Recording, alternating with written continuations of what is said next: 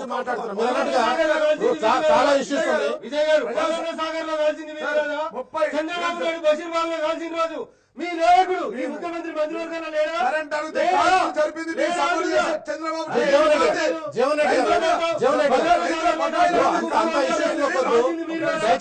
Subject confirm అవుతాం. Please ఒక్క మాట కేంద్రం ఇచ్చిన డబ్బుల గురించి ప్రస్తావన ఒక మాట జీవన్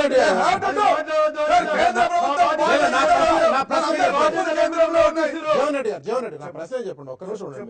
ఎఫ్ఆర్బిఎం ని పరిమితి కనుక పెంచితే దాదాపు 3,500 కోట్ల రూపాయలు కొత్తగా వస్తున్నారు. ఈ రుణం పెంచితే రైతు రుణమాఫీ ఏకకాలం చేస్తామని అసెంబ్లీలో హామీ ఇచ్చారు. ఆ హామీ నెరవేర్చబోతున్నారా లేదని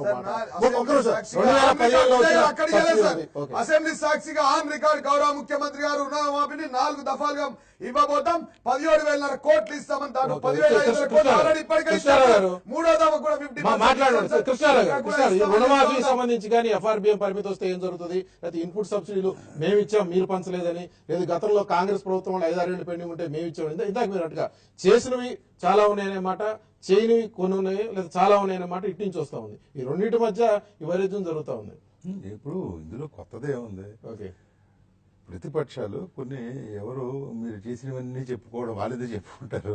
ఇప్పుడు మీరు మాత్రం ఎప్పుడైనా చెప్పేప్పుడు ప్రభుత్వ విజయాలే చెప్తారు. మొన్న ఆయన ముఖ్యమంత్రి గారు సిద్దిపేట వెళ్ళినప్పుడు అక్కడ మాట్లాడినప్పుడు కానీ హరీష్ బాగా చేస్తున్నాడు, మిషన్ కాకతీయ అద్భుతం, మిషన్ భగీరథ అద్భుతం అని ఆయన చేసినవి చెప్తారు తప్ప నేను ఇంకా 2-3 విడతలు ఇవ్వాలి అది ఇవ్వడం లేదు, ఇంకా డబుల్ బెడ్రూమ్ కట్టించాలి ఇవ్వడం లేదు అలా చెప్పరు కదా ఎవరైనా. వాళ్ళ విజయాలే వాళ్ళు చెప్పుకుంటారు, వైఫల్యాలే వీళ్ళు ప్రశ్నిస్తారు. ఇప్పుడు మిగతాది ఎందుకంటే వాళ్ళది ఎలాగో వాళ్ళు చెప్పుకుంటున్నారు కాబట్టి వీటి సంగతి ఏమిటో నిలదీయడమే ప్రతిపక్షాల బాధ్యత. ప్రతిపక్షాలు మీరు విమర్శించేప్పుడు as he has every right, TRS గవర్నమెంట్కి ఉంది. ఇప్పుడు ఉదాహరణకు ఒక పర్టికులర్ ఇష్యూ తీసుకుంటే ఏదైనా ఒక ఇష్యూలో ఫీజు రీయింబర్స్మెంటే తీసుకున్నారు అనుకోండి, వీళ్ళు బకాయిలు 3,200 అలా ఉంది, అది ఏదో ఇవ్వాలి ఇప్పుడు ఇస్తారు ఏమిటనేది అడుగుతున్నారు. అప్పుడు వాళ్ళు దే హ్యావ్ ఏ రైట్. మీరు స్కీమ్ పెట్టారు, మీరే చాలా బకాయిలు పెట్టి వెళ్ళిపోయారు, మేము తీర్చాల్సి వస్తుంది, అది ఒకటి. ఇరిగేషన్వి ఆ బకాయిలు, ఇంకోటి అన్ని డిపార్ట్మెంట్లు అన్ని చేస్తున్నాము అని వాళ్ళు చెప్పుకోవచ్చు. మీరు ఎప్పుడు ఏం చేశారు అట్లా ఇట్లా వాళ్ళు అది ఎలాగో అది చేయొచ్చు. నేనేది ఒకటి ఏంటంటే నేను గత వారానికి ఈ వారానికి ఏమిటి డిఫరెన్స్, ఇదే నేను అడిగింది ఆ రోజున కూడా. 792 కోట్ల రూపాయలు, అదే 792 కోట్ల రూపాయలది ఇన్పుట్ సబ్సిడీ ఏప్రిల్ నెలాఖరులో ఏదో రిలీజ్ చేసింది అని మొత్తం భారతీయ జనతా పార్టీ వాళ్ళందరూ సచివాలయానికి వెళ్ళి ధర్నా చేసి గొడవ చేసి చీఫ్ సెక్రటరీ గారిని కలిసి మెమరాండం ఇచ్చారు. ఏంటంటే ఏం సంగతి అని. మరి అది ఇవ్వడానికి లేదు, మాకు వచ్చాయనైనా చెప్పాలి. ఎస్ నిజంగా వచ్చాయి ఇస్తాం, లేదు ఎందుకు డిస్ట్రిబ్యూషన్ లేట్ అవుతోంది ఏదో అది చెప్పాలి కదా, అది లేదు. తర్వాత ఈ కేంద్రంది రాష్ట్రంది మధ్యలో ఇవన్నీ ఉంటాయి. ఈ రెండు వేరు వేరు పార్టీలు అయినప్పుడు, అప్పుడు ఇక్కడ ఎన్టీ రామారావు గారు తెలుగుదేశంలో ఉన్నప్పుడు అక్కడ కాంగ్రెస్ రాజీవ్ గాంధీ గారి మధ్య జరిగినటువంటి ముషారేలు అవన్నీ చాలా లేకపోవచ్చు, లేదు అవన్నీ ఇప్పుడు రాజకీయ రావచ్చు రేపు ఇష్యూ చెప్తే. బట్ ఇదేంటంటే ఎప్పుడైనా ప్రభుత్వం ఏంటంటే ఇట్ ఈస్ దేర్ రెస్పాన్సిబిలిటీ. నేను ముందుగా చెప్పినట్టు ముఖ్యమంత్రి గారు చెప్పారు కదా, ఏం చెప్తున్నారు మీరు చెప్పండి ఎఫెక్టివ్ గా కౌంటర్ చేయండి అని అంటున్నాడు కదా. ఆ కౌంటర్ ఇంతవరకు రాలేదంటున్నా ఆయన చెప్పి మరి వారం రోజులు చేయలేకపోతున్నారా, చేసే పరిస్థితి లేకనుకుంటున్నారు మీరు? అది మీరు డబ్బులు లేక చెప్పడం లేదా, లేకపోతే డబ్బులు ఉంచుకుని కూడా చెప్పడం లేదా? మరి లేకపోతే వాళ్ళది వెదర్ ఆర్ దే గిల్టీ, వాళ్ళు గిల్టీగా ఉండి వాళ్ళు చెప్పలేకపోతున్నారు, లేదు వాళ్ళు నిజంగా అన్ని చేస్తూ కూడా చెప్పలేకపోతున్నారు అంటే రెండు విధాలు వాళ్ళదే తప్ప. ఇందాక సమస్యలు ఉన్నాయి డెఫినెట్ గా, బట్ చేసిన గురించి జీవన్ రెడ్డి గారు చెప్తా ఉన్నారు. ఏమేం చేశాం హాస్టల్లో సన్న బియ్యం దగ్గర నుంచి చాలా సందర్భాల్లో ప్రభుత్వం చెప్తా ఉంటుంది ఏమేమి తీసుకొచ్చాం ఏం చేసాం అనే పదం.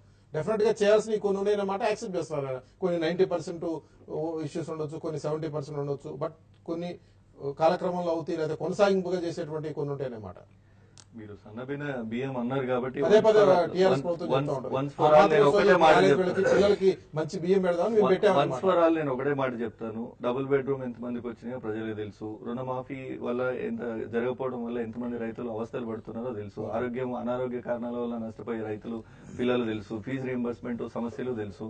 ప్రతి ఒక్కటి ప్రజలందరూ తెలుసు. కొత్తగా జీవన్ రెడ్డి గారు ఇక్కడ కూర్చొని మాట్లాడినంత మాత్రం అంతా బాగుందనే అభిప్రాయం ప్రజల్లో కలగలేదు. ఇక్కడ కూర్చున్న వాళ్ళలో ఆయన కల్పించవచ్చు, ఆ ప్రయత్నం చేయొచ్చు కాక. ఒకటే మాటలు చెప్తాను, ప్రభుత్వం యొక్క వైఖరిని మోసేటువంటి జీవన్ రెడ్డి గారు లాంటి నాయకులు చెప్పే మాట ఒకటి భవిష్యత్తులో మనం వినబోతాం. మీరు చూడండి, భూమి మీద నూకలు చెల్లిన రైతులకు స్వర్గంలో సన్న బియ్యం ఇస్తామనే మాట ఒక్కటే మిగిలిపోయింది విజయ్ గారు. ఇక అంతకు మించి నేనేం చెప్పనవసరం లేదు. ఇక్కడ ఉన్నంతసేపు రాచి రంపాలు పెట్టి ఇక్కడ మాత్రం మీకు నూకలు పెట్టలేకపోయినా రైతులు, మీరు రుణమాఫీ చేయలేకపోయినా స్వర్గంలో మీకు సన్న బియ్యం రెడీగా ఉన్నాయి, మీరు బయలుదేరండి అనే పరిస్థితిలో రాష్ట్ర ప్రభుత్వం యొక్క వైఖరి, అరిచేతిలో ఆ వైకుంఠాన్ని చూపించేటువంటి ప్రయత్నం ఇదంతా కూడా ప్రజలు గమనిస్తా ఉన్నారు. జీవన్ రెడ్డి గారు అన్నమాట కట్టుబడి ఉంటే ఈ రోజు ఇన్ని ఆందోళనలు ఎందుకు జరుగుతా ఉన్నాయి? ప్రతి ఒక్కరు కూడా ఆందోళన చేస్తేనే సాధించుకున్నటువంటి పరిస్థితి. ఒకవేళ నీ ప్రభుత్వం మీరు చెప్పినట్టు ధనిక ప్రభుత్వం అయితే ఇదే ఆర్టీసీ ఎంప్లాయీస్ ధర్నా చేయకుండా బస్సులను బంద్ పెట్టకుండా మీరు దిగొచ్చి 42% చేశారా? 42% ఉద్యోగులు పెంచడమని చాలా గొప్పగా చెప్తున్నారు. ఆ మాట చెప్పాలని మమ్మల్ని డిమాండ్ చేస్తా ఉన్నారు జీవన్ రెడ్డి గారు. నేను సూటిగా అడుగుతా ఉన్నా, ఉద్యోగులకు పెంచినటువంటి ఏదైతే 43% ఏరియర్స్ ఉన్నాయో ఇప్పటి వరకు వారి గత తాలూకు జీతాలు చెల్లించారు అడగమని ఎందుకు? అంటే ఒక స్టేట్మెంట్ చేయడంతోనే ఏరియర్స్ గురించి చెల్లింపు ప్రకటనతోనే వాళ్ళ కడుపులు నిండిపోతాయా? బెల్లం బిడ్డలకు బంగారు నగలు వస్తాయి, వాళ్ళకు స్కూల్లో ఫీజులు వస్తాయి, అన్ని వస్తాయా? ఇంట్లో టీవీ కూలర్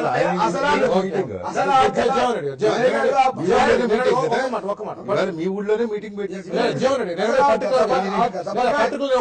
గత బకాయిలు ఎందుకు వచ్చినాయి విజయ్ గారు? ఆ బకాయిలు పెండింగ్ ఎందుకు ఉంది?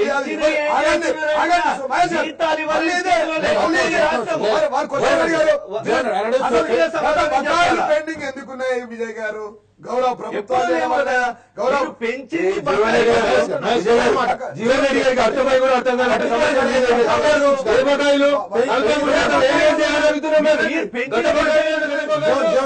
జీవన్ రెడ్డి అనేది పెంచిన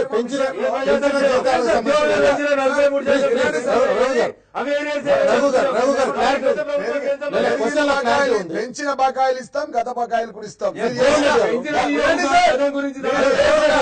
ఒక మాట చెప్పండి, దరిద్రమైన పాలనలో ఉన్నటువంటి బకాయిలన్నీ కూడా ఇస్తాం. ఇప్పుడు మేము పెంచినవి కూడా ఇస్తాం. నేను ఒక మాట అడుగుతున్నా, ప్రజా సంక్షేమం విషయానికి వస్తే ఈ రాష్ట్రం దేశంలో ఏ రాష్ట్రంలో లేని విధంగా 39 లక్షల మందికి 1000 రూపాయలు పెంచిస్తున్నాం. గతంలో వాళ్ళు 200 ఇచ్చారు. ప్లీజ్ పర్టికులర్ చెప్పండి. ఇందాకన్నట్టుగా ఉద్యమాల సెగ అనే పదాన్ని నేను ఒకటి వాడాను. ఎందుకంటే విద్యార్థులకు సంబంధించిన ఫీజు రింబర్స్మెంట్ కానీ, రైతులకు సంబంధించిన రుణమాఫీ కానీ, లేకపోతే ఆరోగ్యశ్రీకి సంబంధించినటువంటి బకాయిలు ఉన్నాయని కానీ, లేదు డబుల్ బెడ్రూమ్ సంబంధించి పేదలు కానీ వాళ్ళకి సంబంధించి కానీ మాకు ఇస్తా ఉన్నారు ఇవ్వలేదు. ఇందాక రంగారెడ్డి జిల్లాలో 2 లక్షల అప్లికేషన్ ఉండేది. ఇటువంటి వాటన్నిటిని కలిపి ఆ లబ్ధిదారు, ఇప్పుడు కాంగ్రెస్ పార్టీ చేయబోతుంది ఏంటి? ఈ లబ్ధిదారులు అందరి దగ్గర సంతకాలు సేకరించి మీకు ఇస్తామన్నారు, ఇలేదండి. ఇది ఏమన్నా ఒక ప్రభుత్వ వ్యతిరేకతని మూడగట్టేదానికి దానికోసం ఓ ప్రయత్నం చేయబోతామని నేను చెప్పేది. ఆ వర్గాల పట్ల కన్సర్న్, ఆ వర్గాలు ఏమన్నా టీఆర్ఎస్ పట్ల ఏమైనా ఆగ్రహంతో వచ్చే పరిస్థితి దాన్ని ఎట్లా నివారించారు? ఒక మాట సార్, వీరంతా ఒక్క నిమిషానికి అదే అక్కడికి వస్తున్నా సార్. వీరంతా చెప్పిన నిజమే అనుకుందాం. ఒక్క నిమిషానికి మా రఘునందన్ గారు చెప్పింది, మా మహేష్ గారు చెప్పింది చాలా బ్రహ్మాండంగా. ఈ ప్రభుత్వం ఏం పని చేయట్లేదు, పథకాలే లేవు, అసలు గౌరవ ముఖ్యమంత్రి గారు ఏం పని చేయట్లేదు అని చెప్పి వీరు అనుకుంటే, సార్ ప్రజాస్వామ్యంలో ప్రజా రిఫరెండం ఏందండి? ప్రజాభిప్రాయం ఏంది సార్? ఎలక్షన్స్ కదా. మేము గెలిచిన తర్వాత, ఈ రాష్ట్ర ప్రభుత్వం వచ్చిన తర్వాత 8 ఎన్నికలు జరిగితే 8 ఎన్నికల్లో డిపాజిట్లు దక్కకుండా ఎందుకు ఓడిపోయారు సార్?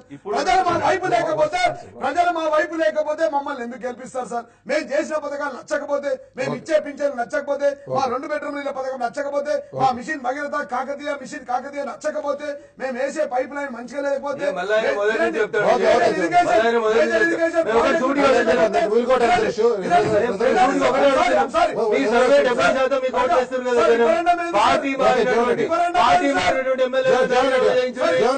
ఎన్నికలు జరిగాయి సార్. 8 ఎన్నికలు హైదరాబాద్, మహబూబ్ నగర్, రంగారెడ్డి ఓడిపోయింది.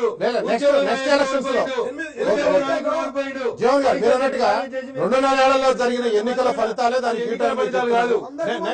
నెక్స్ట్ ఎలక్షన్ దాకా చూడండి. ఎలక్షన్ లో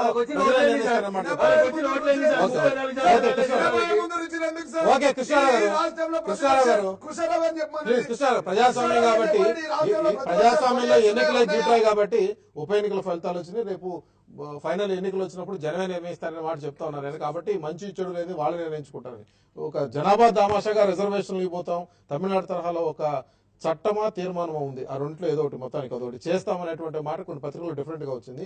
ఏ మేరకు సాధ్యమవుతుంది? ఎందుకంటే ఆల్రెడీ మైనారిటీలకి రిజర్వేషన్లు, గిరిజనులకు రిజర్వేషన్లు ఇష్యూలే పెండింగ్ లో ఉన్నాయి. ఇక్కడ దానికి సంబంధించి ఇంకా కమిషన్ వేసాం చేస్తామని చెప్తున్నారు సీఎం గారు. బట్ ఈ స్థాయిలో సాధ్యమవుతుంది అనేది ఒకటేంటంటే ఈ రిజర్వేషన్ సంబంధించి కొంచెం రివర్స్ ప్రాసెస్ నడుస్తుందని నేను అనుకుంటున్నాను. ఓకే, ఫస్ట్ మీరు బీసీ ఈ కేటగిరీలో ముస్లింస్ పెట్టినప్పుడు ఆ బీసీలది పెంచాలి అని అంటే ముందు బీసీ కమిషన్ వెళ్ళడం, వాళ్ళు ఎంపవర్మెంట్ ఎంపెరికల్ డేటా ఏదో ఉంటుందండి, అది ఆ డేటా కలెక్ట్ చేయడం. ఎందుకంటే గతంలో మనం పుట్టుస్వామి కమిషన్ లో కానీ వాటిలో కానీ హైకోర్టు తీర్పు స్పష్టంగా ఇచ్చింది, మీరు ఎవరికి రిజర్వేషన్లు పెంచాలన్నా మాకు అభ్యంతరం లేదు, అదే 50% కోటా సంగతి పక్కన పెడదాం, అది మాకు అభ్యంతరం లేదు, బట్ చేయడానికి ఒక ప్రాతిపదిక ఉండాలి ఏమిటని. అది ఆ పని చేసేది కేవలం బీసీ కమిషన్. ఇక్కడ ఏమైంది, ముందు సుధీర్ కమిటీ ఒకటేశారు ముస్లింలకి, ఇంకో కమిటీ ఆయన చెల్లప్ప కమిటీ ఒకటేశారు ట్రైబల్స్ విషయంలో. ఎందుకంటే ఈయన హామీ ఇచ్చాడు, ఇదో 12% వాళ్ళదో 12% పెంచుతాం అది ఇదని. ఓకే మంచిదే, ఏదో చేద్దాం, అది ఎలా సాధ్యం అనేది చూస్తాం. ఇది అయిన తర్వాత ఏంటంటే ఇప్పుడు బీసీ కమిషన్ ఇప్పుడు వేశారు. బీసీ కమిషన్ వేసిన తర్వాత పత్రికల్లో వచ్చింది ఏంటంటే ఇప్పుడు బీసీ కమిషన్ వీటి మీద అసలు విచారణ, అంటే ఇప్పుడు చేర్చాలా లేదా పెంచాలా లేదా అనేది కేవలం బీసీ కమిషన్ చేస్తుంది. ఒక కమిషనే షుడ్ డిసైడ్ పీరియాడికల్ గా ఈ కులాన్ని చేర్చడం, ఆ కులాన్ని తీసేయడం, ఇట్లాంటి కార్యక్రమాలు చేయాలి. ఇక్కడ ఇదంటే చేసేది ఇప్పుడు వేసారు. అది అంటే మరి ఆ పాత కమిటీలు ముందు వేసుకోవడానికి కుదరదు, ఎందుకంటే వీళ్ళు మళ్ళీ కొత్తగా ఎన్యూమరేషన్ వ్యవహారం, ఆ ఎంపెరికల్ డేటా అవన్నీ తీసుకురావడం అది అవుతుంది. ఇదంతా అయిన తర్వాత అసలు ముఖ్యమైనది ఏంటంటే ఈ తమిళనాడు తరహా అంటే మనకి భారత రాజ్యాంగంలో 31B అని ఒకటి ఉంది. దాంట్లో ఏంటంటే రాష్ట్రాలు చేసిన చట్టాలకి ప్రొటెక్షన్ ఇవ్వడానికి ఒకటి 9th షెడ్యూల్లో చేర్చే కార్యక్రమం అది ఉంది. తమిళనాడు ఏంటంటే 1871 నుంచి దానికి పెద్ద చరిత్ర ఉంది ఈ రిజర్వేషన్లు వ్యవహారం అనేది. నిన్న కూడా ఒక చోట చూశాను, తమిళనాడు జనాభాలో 87%, అంటే 13% మీకు అగ్రవర్ణాలు, మిగతా అంతా కూడా వెనకబడిన కులాలు. 87కి 69 కూడా వాళ్ళు నేరుగా ప్రతి దాంట్లో ఉద్యోగాల్లో లేదు. అది కేవలం విద్యాలయాల్లో ప్రవేశాల్లో ఉంది తప్ప ఉద్యోగాల కల్పనలో ఈ 69 అక్కడ లేదు. దానికి కూడా వాళ్ళు ఏం చేస్తున్నారంటే 2 రకాలుగా చేస్తూ ఉంటారు. వాళ్ళ జనాభాలో కూడా 31% ఒకలా చేస్తుంటారు, మిగతా 69% ఒకలా చేయడం. ఇవన్నీ ఇదంతా చాలా వివాద వ్యవహారం ఉంది.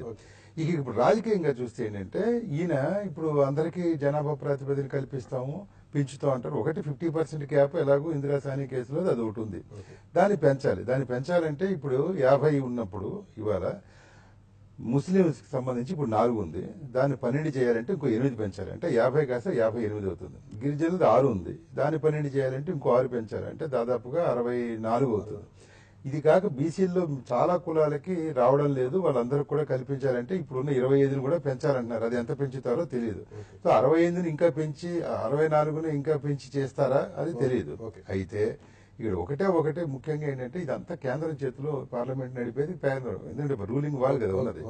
ఈ ముస్లింల వ్యవహారాన్ని వాళ్ళు పాలసీగా తీర్మానంగా చట్టం చేయాలి. తమిళనాడు కూడా చట్టం చేసింది, backward most backward SC/ST act అని ఒకటి సమగ్రంగా 1993లో చేసింది.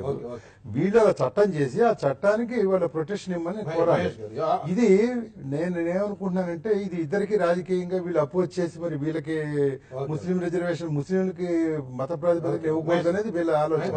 సో ఇది రాజకీయ పరంగా తప్ప ఇప్పటికిప్పుడు అయిపోతుంది ఎన్నికల్లో జనాభా తమాషాలో రిజర్వేషన్ తీసుకురావాలని చెప్పారు. తమిళనాడు ఏదో చెప్పారు, అదే విధమైనటువంటి సామాజికమైనటువంటి ఇక్కడ సమతూకం చూస్తే అదే విధంగా ఉంది. ఇక్కడ మైనారిటీలకు రిజర్వేషన్ ఇచ్చే క్రమంలో తెలంగాణ రాష్ట్ర ప్రభుత్వం యొక్క వైఖరిలో మాత్రం చిత్తశుద్ధి అయితే కనబడట్లేదు. ఎందుకంటే దానికి ముందు వాళ్ళు వేసిన సుధీర్ కమిటీ ఏదైతే ఉందో దానికి పెద్దగా రాజ్యాంగ భద్రత లేదంటే శాంటిటీ లేనటువంటి కమిటీ అది అయిపోయినాక ఇప్పుడు కొత్త బీసీ కమిషన్ వచ్చింది. ఒక మాట చెప్తాను విజయ్ గారు, ఈ బీసీ కమిషన్ వచ్చి దీని మీద విచారణ చేసి మరి ఎన్నికల ముందు వరకు వాళ్ళు ఏ నిర్ణయంతో బయటకు వస్తారు, కృష్ణారావు గారు చెప్పినట్టుగా 64-65 ఎట్లా మేనేజ్ చేస్తారని. ఇక్కడ అంతిమంగా ప్రభుత్వం యొక్క వైఖరి ఏం కనబడతా ఉందంటే ఇక్కడ తీర్మానం వాళ్ళ అఫీషియల్ గెజిటెడ్ పేపర్ అయితే తీర్మానం అని రాసింది, మిగతా పత్రికలు చట్టం అని రాసినాయి. చట్టానికి అయితే శాంటిటీ ఉంటుంది, తీర్మానానికి అది బుట్ట దాఖలు పంపే వ్యవహారం. చట్టం చేసి కూడా పార్లమెంట్ లో అమెండ్మెంట్ చేయించాలా. సో ఇక్కడ చట్టం చేసిన తీర్మానం అనేది చిన్న మాట, చట్టం చేసి రాష్ట్ర అసెంబ్లీలో చట్టం చేసి కేంద్రానికి పంపించిన ఎట్లాగో అక్కడ కేంద్రంలో ఉన్న ఎన్డీఏ ప్రభుత్వం మతపరమైన రిజర్వేషన్ల వ్యతిరేకం కాబట్టి మైనారిటీల రిజర్వేషన్ సాధించబోం, రేపొద్దున బీజేపీ మీద నెపం నెట్టి నేను పబ్బం కట్టుకుంటా అంటే ఆలోచన చాలా స్పష్టంగా కనబడతా ఉంది రాష్ట్ర ప్రభుత్వం యొక్క వైఖరిలో. అంబేద్కర్ గారు చెప్తారు, what Congress and Gandhi has done to this nation అని ఒక పుస్తకంలో చెప్తారు. ఎవరి జనాభా ఆధారంగా వాళ్లకు రిజర్వేషన్స్ ఇచ్చేయమని. ఈ రోజు కూడా మేము డిమాండ్ చేస్తాము, cut off all the nuisance year. మీరు ఉన్న ఏ వర్గ 100% రిజర్వేషన్ ఇవ్వడం అనేది 100% ప్రజలుంటే ఏ ప్రజల యొక్క శాతం ఎంత ఉందో అంత శాతం రిజర్వేషన్ ఇచ్చి పడేయండి, అయిపోద్ది కదా. కాంగ్రెస్ పార్టీ విధానం నేను ఆ రోజు ఆయన చెప్పిన మాటను కోట్ చేస్తా ఉన్నా. సో ఆయన కనుక మనకు రిజర్వేషన్ లో అంబేద్కర్ లేరు కాబట్టి ఆయన పంతాల ముందు రిజర్వేషన్లు గిరిజన రిజర్వేషన్లు పెంచే అంశం ఒకటి 2.5 పరిశీలన ఉంది అన్నట్టుగా కమిటీలు జరుగుతా ఉన్నాయి. బట్ ఇప్పుడు జనాభా దామాషాలు చేయాలి, బీసీలకు కూడా ఆ విధంగా అమలు చేయాలి, చట్టం చేసి పార్లమెంట్ పంపుతాం. సరే ఆయన అన్నట్టుగా కొన్ని చోట్ల తీర్మానాన్ని చట్టం అని వచ్చింది. బట్ వాట్ ఇప్పుడు ఏ పదాలను ఉపయోగిస్తే జనాల మనసులు గెలుచుకోవచ్చు, ఏ పదాలను ఉపయోగిస్తే సెంటిమెంట్ ని కొనసాగించవచ్చు, మాటల్ని ఎట్లా మార్కెటింగ్ చేసుకోవాలనేటువంటి విషయం లోపల రాష్ట్ర ప్రభుత్వం కంటిన్యూస్ ఒక ప్రాసెస్ చేసుకుంటూ వస్తా ఉంది. నేను ఎందుకు ఈ పదాలు వాడినా అంటే సుప్రీంకోర్టులో మైనార్టీ రిజర్వేషన్ కు సంబంధించి చాలా స్పష్టంగా సుప్రీంకోర్టు 3 నెలల క్రితం ఒక మాట చెప్పింది. మతపరమైనటువంటి రిజర్వేషన్స్ చెల్లవు అని చెప్పి సుప్రీంకోర్టు చెప్పింది. ధర్మాసనం ముంగట still the petition is pending, arguments are posted, next month లో ఉంది కేసు హియరింగ్ కోసం అని చెప్పి. ఇట్లాంటి పరిస్థితులలో 4% గతంలో కాంగ్రెస్ ఇచ్చిన వాటి మీదనే సుప్రీంకోర్టులో ఇంకా పిటిషన్ నానుతున్నప్పుడు నేను 12% ఇస్తా అని చెప్పి చంద్రశేఖరరావు గారు చెప్తే ఎట్లా పాసిబిలిటీ జరుగుతుంది అనేది దయచేసి మనం ఆలోచించాలి. ఇది మభ్యపెట్టడం, మాయ చేయడం, మాటలతోటి టైంపాస్ చేయడం. లాస్ట్ కిందక మహేష్ గారు అన్నట్టు నేను అంతా చేసినా కానీ బీజేపీ వాళ్ళు ఇస్తలేరు, మీరు పోయి కేంద్రంతో కొట్లాడు అని చెప్పి ఒక బురద జల్లే కార్యక్రమం చెప్తే మీరు చేయగలిగింది ఏదో మీరు చేయండి దయించి. ఓకే, తమిళనాడులో సాధ్యమైంది, తెలంగాణలో ఎందుకు సాధ్యం కాదని కేసీఆర్ గారు అడుగుతారు. ఈ చట్టం ఏదైతే ఇందాక వారు సుదీర్ఘంగా చెప్పినటువంటి కృష్ణారావు గారు చెప్పిందంతా తీసుకెళ్లి 9th షెడ్యూల్ లో పెట్టిండ్రు. ఆ రోజు 9th షెడ్యూల్ లో పెట్టినా ఇంతకు ముందు సుప్రీంకోర్టు సమీక్షకు వీలు కాదని చెప్పి ఒక జడ్జిమెంట్ ఉండే. కానీ సుప్రీంకోర్టు ధర్మాసనం 5 సంవత్సరాల క్రితం మళ్ళీ ఒక జడ్జిమెంట్ ఇచ్చింది. మీరు 9th షెడ్యూల్ లో పెడతారా, 10th లో పెడతారా, 12 లో పెడతారా మాకు సంబంధం లేదు.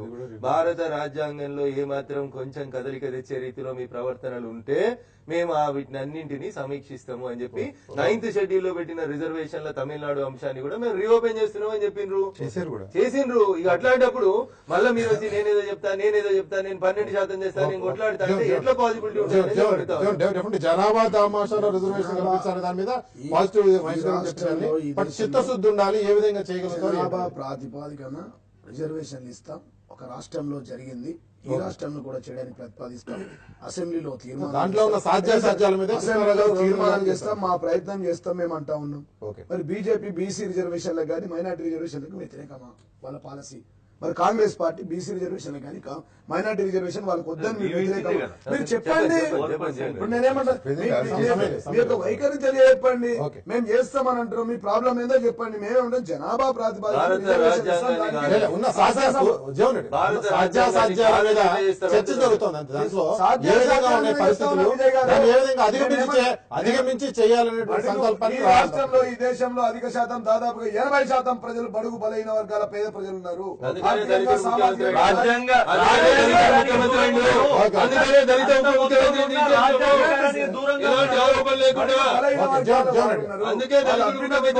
వాళ్ళ పేదరిక నిర్మూలన కోసం, పేద బడుగు బలైన వర్గాల అభివృద్ధి కోసం ఈ రాష్ట్ర ప్రభుత్వం ప్రయత్నం చేస్తాం.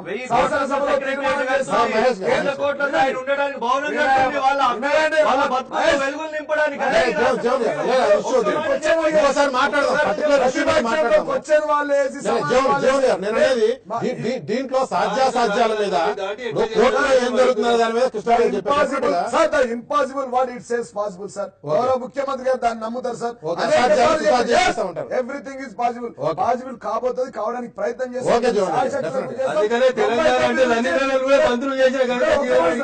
బీసీలకు మైనార్టీలకు మీ 2 ప్రతిపక్ష పార్టీలు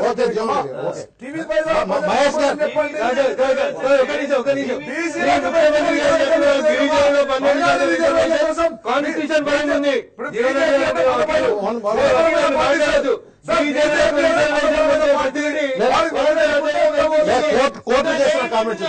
భారత రాజ్యాంగం ప్రకారం గిరిజనులకు రిజర్వేషన్ పెంచేటువంటి అవకాశం ఉంది. ముందే చేయండి. ఏ తమిళనాడు సార్, ఏ తమిళనాడు ఒక మాట అసాధ్యాన్ని జగన్ రెడ్డి గారు ఒక్క మాట చెప్పారు. మీరు అసాధ్యం అయినా కూడా సుసాధ్యం చేసి తీరుతామని చెప్తున్నారు. డెఫినెట్ గా జనాభా దామాషా జగన్ రెడ్డి గారు, మహేష్ గారు, రఘునందన్ గారు ఇది ఈ రోజు న్యూస్ క్యాన్. రేపు న్యూస్ క్యాన్ లో మళ్ళీ